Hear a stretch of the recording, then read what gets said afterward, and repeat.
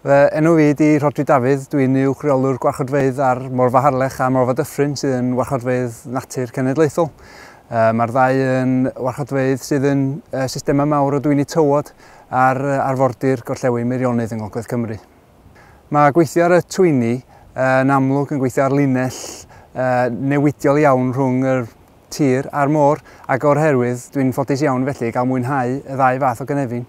Y prif rhan o'n ngwaith i ydy rheoli'r gwarchodfeydd yma mewn ffordd sydd yn gwarchod yr anifeiliaid a'r planhigion prin iawn sydd gennym ni yma ac hefyd yn helpu pobl i ddod yma i fwynhau ac i ddysgu am y safle mewn ffordd sydd ddim yn newidio'r bywyd gwyllt.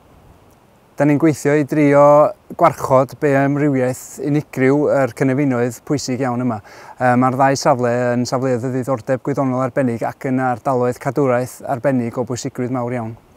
Mae gennym ni ddiddordeb penodol yn y rhywogaethau yna sy'n arbenigo mewn cynefinoedd agored tywodlyd fel sydd gennym ni fan hyn a sy'n mond yn bodoli, deud y gwir, mewn twyni tywod fel hyn. Da ni'n gwneud lot o waith ar y funud ar lot o safleoedd twyni tywod i drio dychwelyd twyni o fod yn rhai gwyrdd glaswelltog i dwyni mwy agored a tywodlyd fel sgennym ni yma ym Morfa Dyffryn.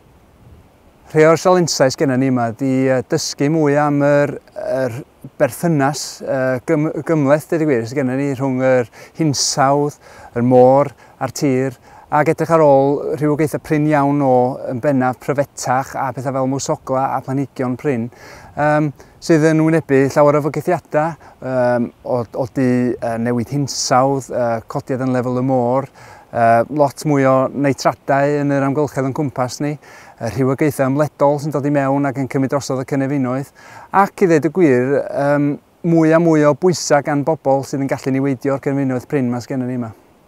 Ond mae yna gyfleoedd i ni hefyd, wrth bod yna fwy o bobl yn dangos diddordeb yn y safleoedd arfordirol yma ac yn dod yma i fwynhau, mae hynny'n fwy o bobl a fydd yn gallu helpu ni i warchod y llefydd pwysig ma'n yn dyfodol. Mae'n ambell i beth fedrith ymwelwyr wneud i wneud y llefydd yma yn arbennig a cadw'n yn arbennig yn gyntaf. Meddwl am beth ydych chi'n gwneud pan ydych chi'n dod yma. Wrth gwrs, os ydych chi'n neidio fyny a lawr ar y twyni, mae hynna yn mynd i fod yn newidio dipyn o bethau fel cynefinoedd, rhai o'r gwenyn prin sydd yn tirion y tywod, a rhai o'r ardaloedd sef o planhigion prin efallai.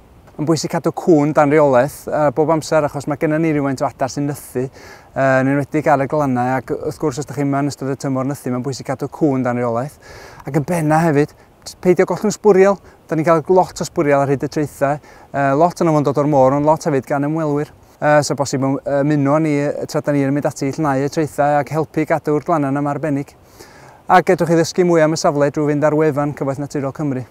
Ond y benna, dewch yma i fwynhau y safleoedd ac helpwch ni i edrych ar eu holau nhw.